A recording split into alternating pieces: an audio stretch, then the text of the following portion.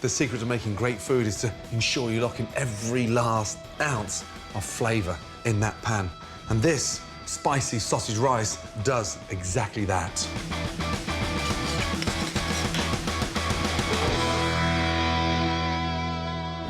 Take these spicy sausages and pierce that skin, because I want all that delicious, spicy sausage meat out of its casing. And you get more flavour from the sausage when you take them out of the casing. Sausage is ready. Turn on the gas. Red onion, less acidic than a big white Spanish onion, and a lot more flavoursome. A tablespoon of olive oil. A tablespoon only, because I want all that fat coming out of the sausages to sort of really help flavour the onions. Onions in. And the onions go in first because you can never rush cooking an onion. It's really important to sort of give them 5 to 6 minutes in the pan so you can really start to caramelize them. And now for my pepper. Slice round, wasting nothing. I want to see that sort of little core, those pips in the centre. No fine diced pepper. The rice is going to be cooking for 20 minutes, so I want the veg to sort of have texture after it's cooked. Pepper's in, a bit of garlic, 2 nice cloves. Just slap down, off with the shell. Garlic in. Now, I want to turn up the gas, get the pan nice and hot, because the minute that sausage goes in, everything cools down and you'll end up boiling the peppers and the onions and the garlic. So heat up to maximum, and then just make a well in the centre. In. Now, start stirring quickly. And this is where you get so much more bang for your buck out of the sausages, because the skin's off and the real flavour of that spicy Italian sausage is going to come through. What's great about this recipe is that you can use any type of sausage to get the flavour and the heat you want. I've gone for the spicy Italian, but it's just as good with merguez or chorizo. A teaspoon paprika in, give it that really nice smoky flavour. Rice in, and we're going to sort of basically sear the rice. We call it, in the kitchen, blasting the rice, where we sort of saute the rice for 30 seconds, and it takes on all that flavour. Next, white wine. So the wine sort of deglazes the pan and washes all that flavour from the bottom of the pan into the rice. Stock in, bring it up to the boil, turn it down and let it simmer.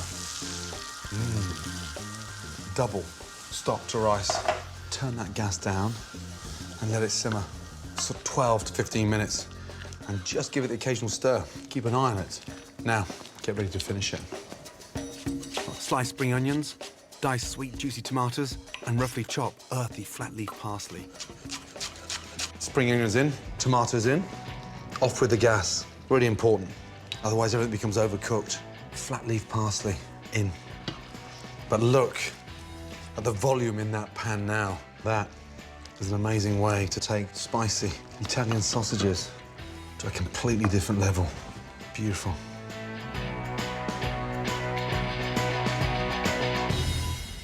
First off, get your pan on and start sweating off your onions and your garlic. This recipe involves making the meatballs in a classic way, but the exciting part is actually cook them in coconut milk. And it gives a really nice new dimension to a sort of soft, rich, sumptuous meatball. Chop the onion nice and finely, keeping those slices very close together. Closer the slices, the finer the onion. Pat it back down at an angle, slice down, and just chop. I want the onions nice and fine because I want some finesse to these meatballs. And the secret of a really good meatball is the texture, getting that balance right between the minced beef, the breadcrumbs, the milk, and the seasoning. A couple of cloves of garlic.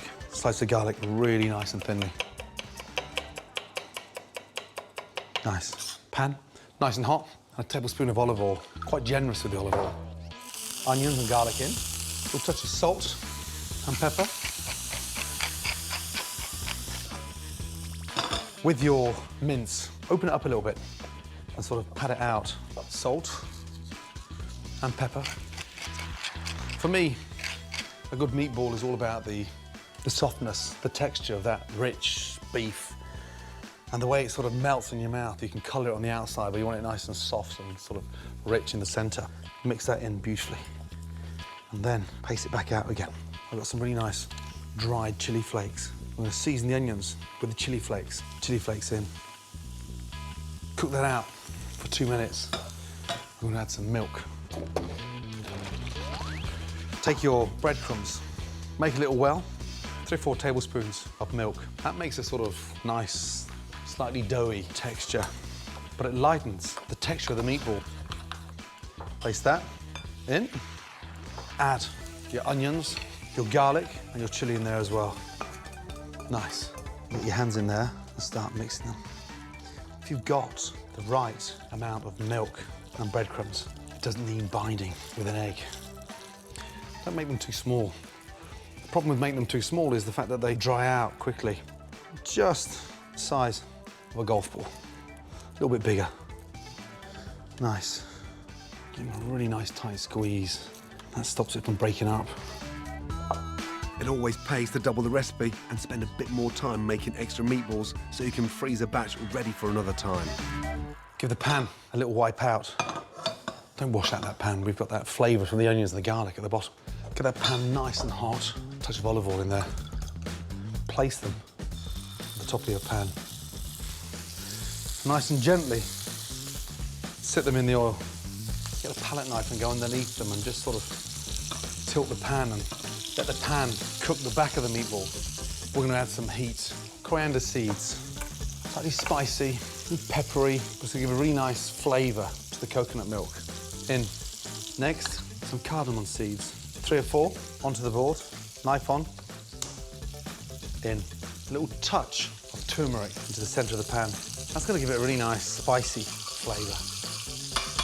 A little pinch of cinnamon. All the time you're doing this, those meatballs are just getting tastier and tastier.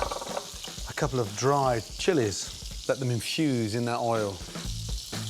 And then some lemongrass. Just take the back of your knife and sort of beat it down. That starts to release all that lovely sort of fragrance. It's like someone's just let off the most amazing fragrant air freshener. In with the lemongrass. And finally, some fresh ginger. Just peel and slice, nice and thinly. Time now to turn them over and let the other half for a wonderful flavour.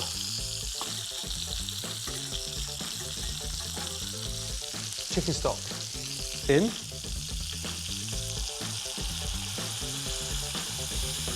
Bring the stock up to the boil, turn the gas up, and then add the coconut milk. And I want the coconut milk just sitting underneath the top of the meatball. Coconut milk in, and that sort of gives it that creamy richness, but it's not heavy. It's a fragrant, light richness. Before we start simmering, check the seasoning. That nice, soft texture of the meatball, but that fragrant, light richness of the coconut broth is just gonna cook those meatballs perfectly. Bring the broth up to the boil, then simmer gently for 8 to 10 minutes.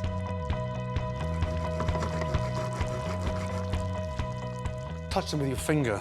They should be slightly pliable, but slightly springy. Gas off. I'm gonna finish it off with something light and fresh. Zest of lime. But I want the zest on top of the meatball, sort of cut through that richness. And then finally, squeeze the fresh lime.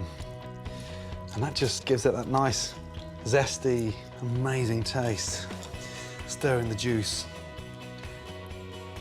It's got that kick and that vibrant taste. Now, the exciting part. When you come to serve it, be generous with that coconut broth. Tilt the pan. Get a good couple of ladles of the broth in. Meatballs. And that is a very delicious way of eating a old-fashioned meatball and bringing it into the 21st century. And they're just as good cooked from frozen as well.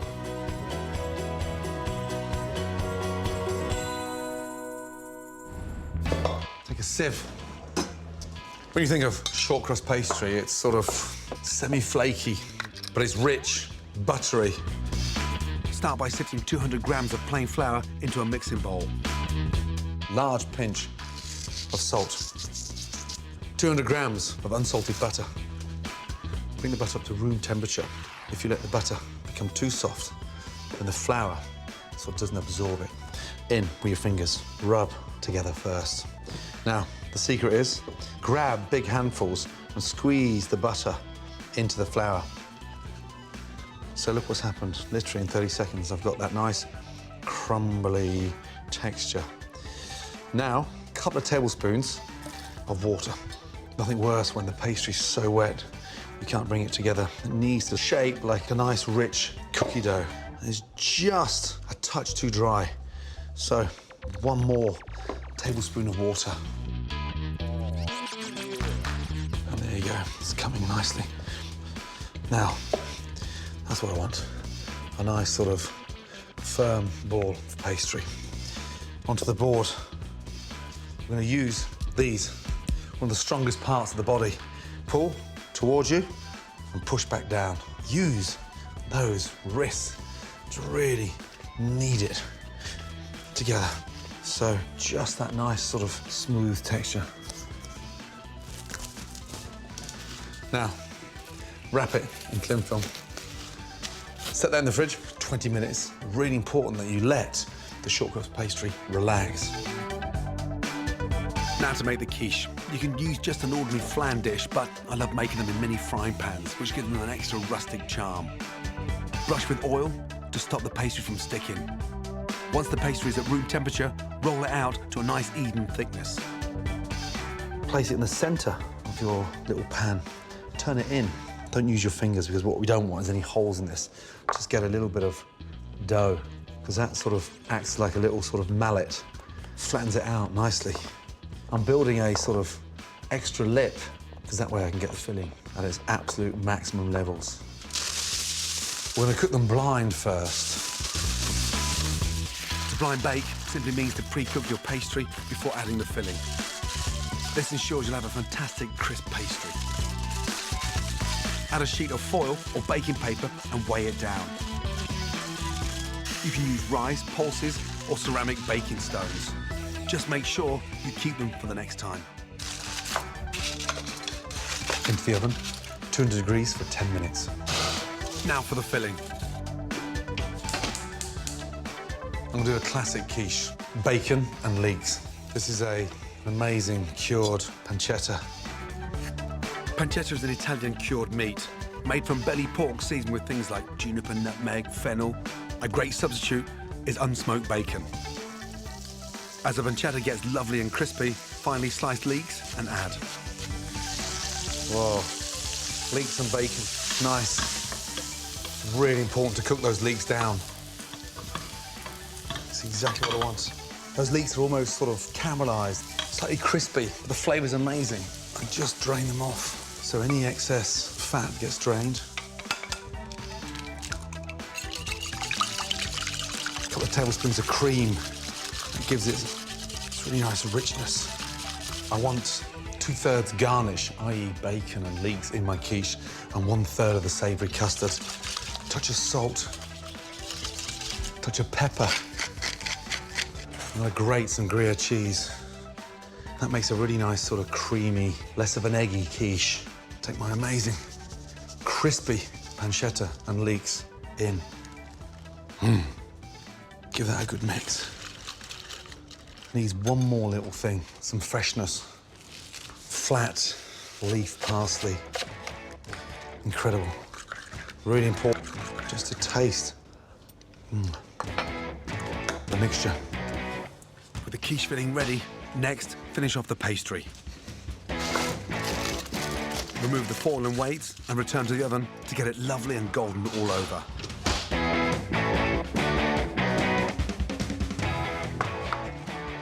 Now, when we fill them, give that a really good mix up. Beautiful. Grate over some more cheese, which will bubble up and melt beautifully. And then into the oven. Bake your quiche for 15 to 20 minutes. Incredible. But it's got that nice sort of cheese on toast smell from the top. It's sort of baked. But the secret of any good quiche is in the short crust, because that's the hero.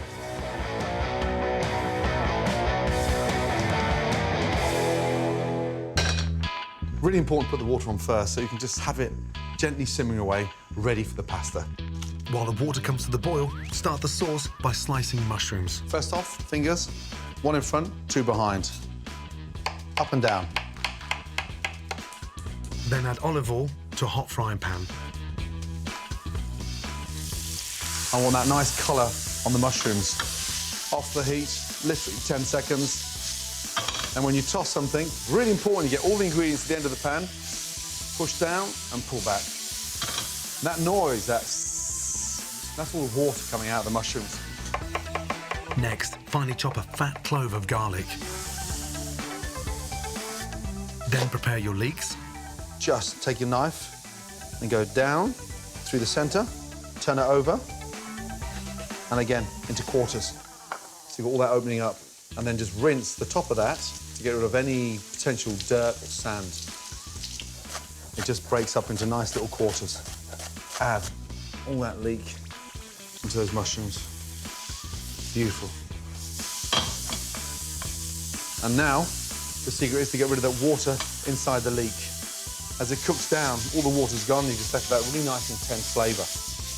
Garlic's gone nice and crispy. Now, we're going to add a touch of chicken stock in there. Beautiful.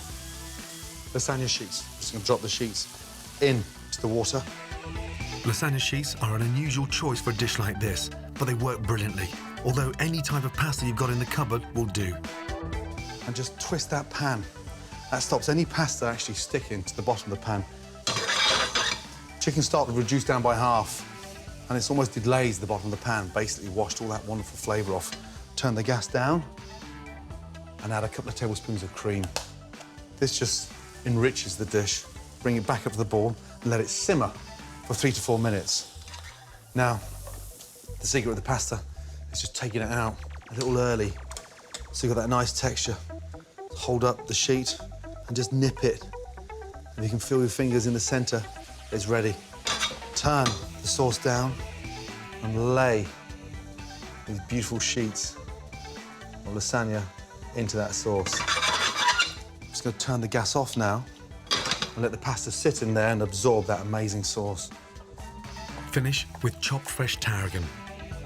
It's a delicious herb that goes brilliantly well with mushrooms and leeks. Just let that sit and almost sort of infuse. To serve, I'm making a quick bruschetta by toasting fresh ciabatta bread. 2 nice slices, drizzle that in olive oil. A little bit of garlic. Just rub the bread. The crust as well. The crust is what really takes that garlic. Now, pan for the bread, a little touch of olive oil. As it starts to smoke, bread in. But look at the pasta now, it's been stained by that amazing sauce. To serve, I want a nice spoon of my mushrooms, leeks and cream. Then I'll take my pasta, just twist it and let it sit on top. That tarragon has just lifted everything. Bread on. And that's the beauty about something so simple that can be done in 20 minutes with everyday ingredients. A stunning pasta dish.